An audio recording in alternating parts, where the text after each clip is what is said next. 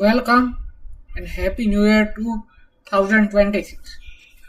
હવે આપણે 2026ના વર્ષમાં પ્રવેશી રહ્યા છીએ. સ્ટોક માર્કેટમાં ડે ટુ ડે વર્ક આપણે જે કરતા હોઈએ છીએ ભાઈ છે એનો ટ્રેક રેકોર્ડ રાખવો ખૂબ જ મુશ્કેલ ઊભો થાય છે. છેલ્લે આપણે જ્યારે પીએનએલ સ્ટેટમેન્ટ જોઈએ ને ત્યારે આપણને ખબર પડે છે. ઘણી વખત આપણે એમ થાય છે, ઘણી વખત આપણે પસ્તાતા હોઈએ છીએ કે આ શેર મેં બાય શું કામ કર્યું, આ શેર મેં શું કામ સેલ અર્લી કરી દીધું. આ બધાનો સોલ્યુશન આપણે લેવા આવી રહ્યા છીએ અને આપણે કદાચ મંથલી કોલ સમજીને ચાલતા હોઈએ તો એ આપણને ખબર રહેતી નથી. તો એના સોલ્યુશન માટે ચાલો આપણે એક્સેલમાં આનું સોલ્યુશન હું જે લાવ્યો છું એ વસ્તુ ઉપર ચર્ચા આપણે કરીએ. એમાં શું આવે છે? ફર્સ્ટ સ્ક્રિપ્ટનું નામ શું છે? આરતી ઇન્ડસ્ટ્રી, ઝોમેટો, XYZ. ઝોમેટોને આ મારો જૂનો રેકોર્ડ મેં આપ્યો. બાય ડેટ, કઈ તારીખે તમે બાય કરેલા છે તેની તારીખો આવે છે. ક્વોન્ટિટી કેટલી બાય કરેલી છે તે આવે છે. બાય પ્રાઇસ કેટલી હોય છે એ આવે છે. અને ગ્રોસ વેલ્યુ કેલ્ક્યુલેટ થઈને આવી જાય છે. હવે બ્રોકરેજ આવે છે ને,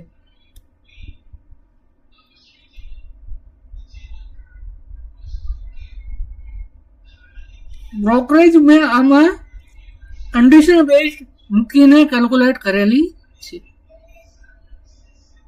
હવે કઈ રીતે કન્ડિશન મૂકેલી છે? ધારો કે મારે 40 પૈસા લાગે છે બ્રોકરેજ, તો હું શું કરીશ? F23 ની વેલ્યુ જો ઇફ કન્ડિશનમાં 0 કરતા વધારે છે હું F ને 0.0020 થી મલ્ટીપ્લાય કરીશ એટલે મને બાય વેલ્યુ આવી ગઈ.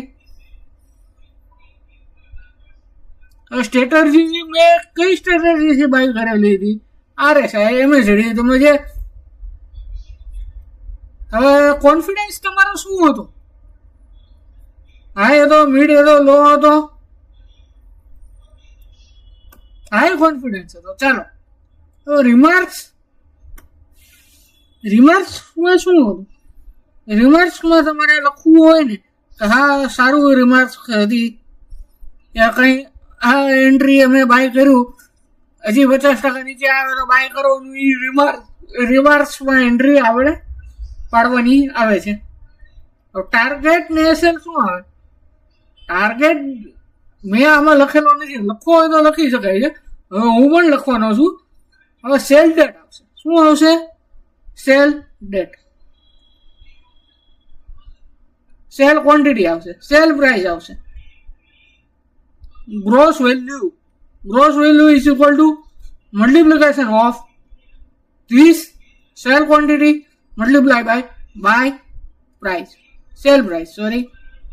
બ્રોકરેજ કેવી રીતે કેલ્ક્યુલેટ કરવાની? Q3 આવ્યું. આ કન્ડિશન જે આપણે ઓલામાં મૂકે નેટ સેલ વેલ્યુ આવી. પછી આમાં કેલ્ક્યુલેટ કરવાનું P is equal to 00.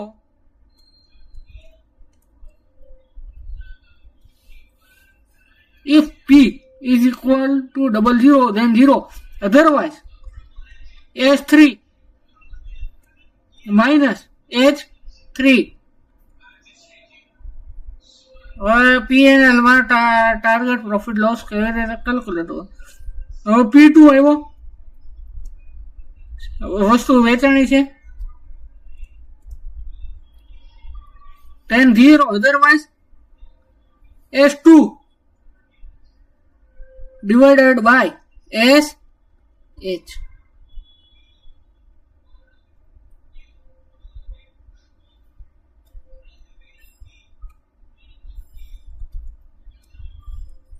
Always remember that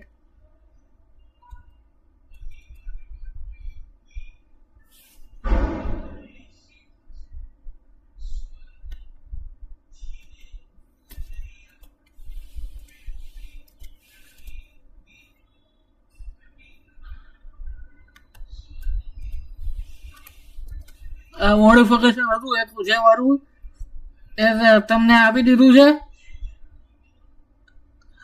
હવે આમાં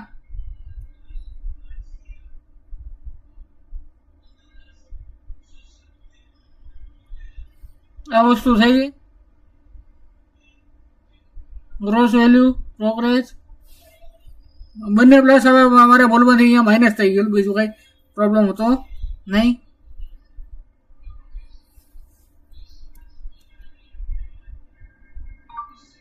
S2 મારે N2 આવે એટલે કે નેટ સેલ વેલ્યુ આવે ને છે તમારી. જો આ વેચાણો નથી, એક્ઝામ્પલ તરીકે જો હવે હું એને આજે વેચ્યો મેં, ચાલો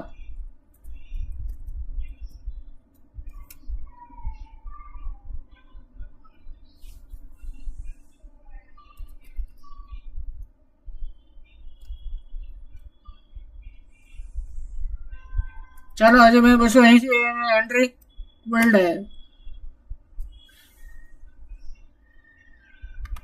તો આની નેટ વેલ્યુ છે ને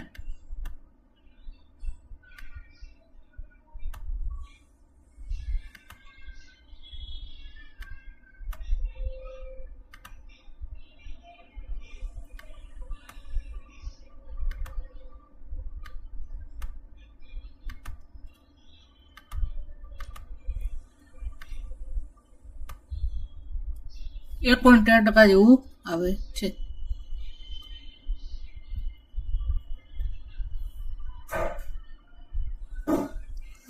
એટલે મારે તમે સમજો ને, વિચાર કરો ને,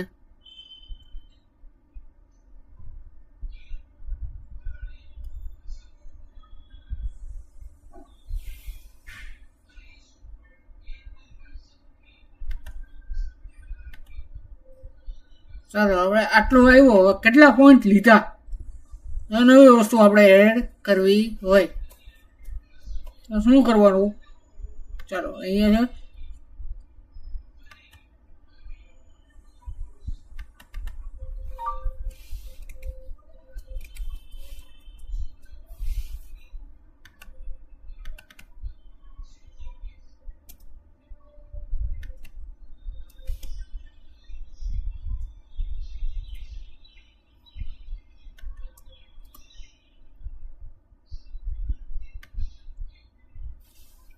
$32 થી 33 પોઈન્ટ લીધા. આવી રીતે કેલ્ક્યુલેટ કરીને મૂકી શકીએ. ઘણી વખત આપણે આવી રીતે કરવું પડે છે. ચાલો આજની એન્ટ્રી એક મારે સુલટાવાની રહી ગઈ, એ સુલટાઈ દઉં તમારી સામે જ. તે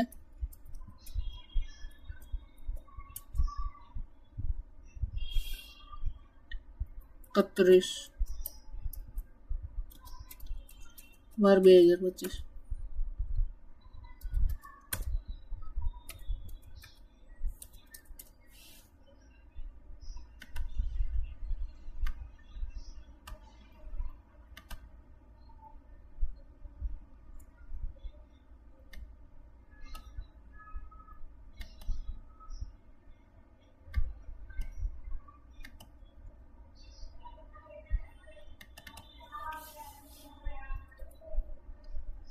મારી એક જ સ્ટ્રેટેજી ઉપર કામ કરું છું, એટલે મારે તો ઉપાધિ જેવું છે નહીં. ઘણા મલ્ટિપલ સ્ટ્રેટેજી ઉપર કામ કરતા હોય ને તો એના માટે જ છે.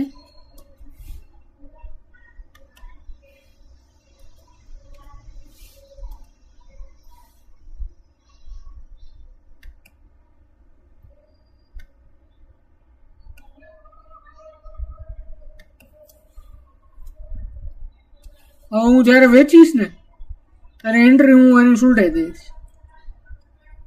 બીજો ₹16 મારે બ્રોકરેજ એ લાગી ગઈ.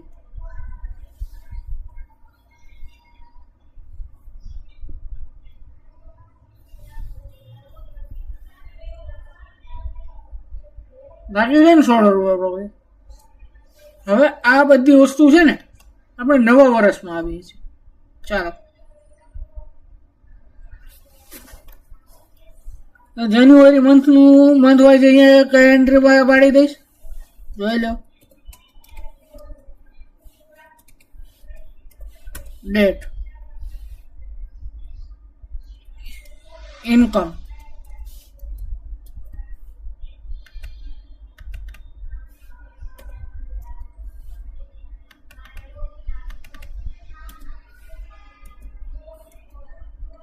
એક 0.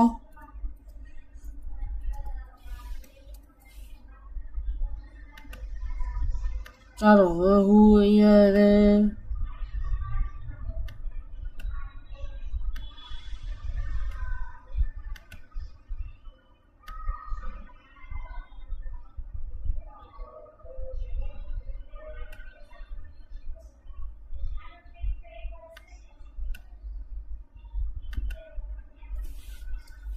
ચાલો હવે હું ખેંચી નાખીશ ને આ બધા પોઈન્ટને હું સેન્ટરમાં લઈ જઈશ.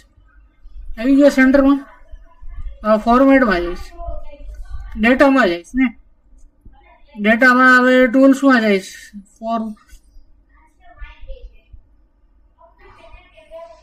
9/26/2008.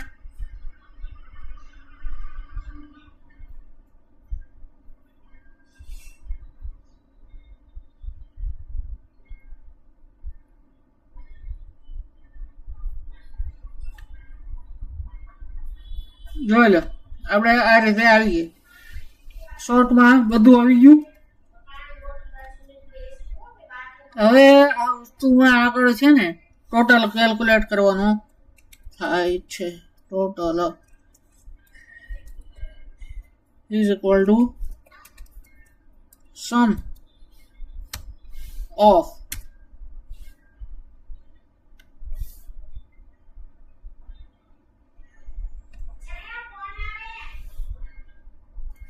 ત્યાંથી અહીંયાથી આ 0 આવી ગયો. હવે હું શું કરીશ આમાં 1 2 3 4 રજા છે પછી હોલિડેઝ એટલે હું આને અલગ કલરના માર્ક કરી નાખીશ. એમ જ્યારે જ્યારે હોલિડે આવે છે ત્યારે ત્યારે આપણે અલગ કલરથી માર્ક કરતા રહીશું.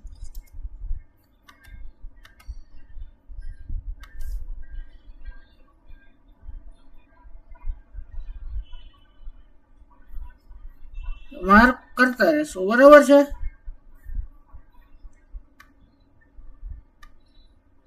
ચાલો આટલું જો તમને ખબર પડી ગઈ હોય આવું મંથ વાઇઝ બનાવી દરરોજનું જે પ્રોફિટ લોસ હોય ને એ તારીખમાં લખવાનું.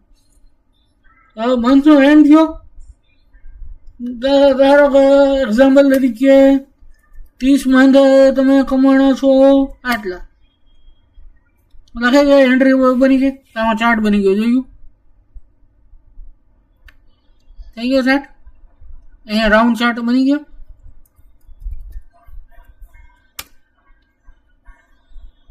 નીચે બાર ચાર્ટ ઓલો પાઈ ચાર્ટ કહેવાય છે આપણે એ બની ગયો.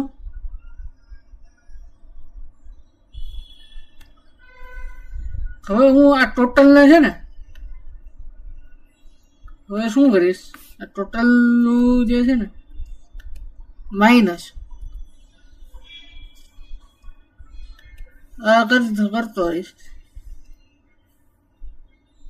હવે શું થશે,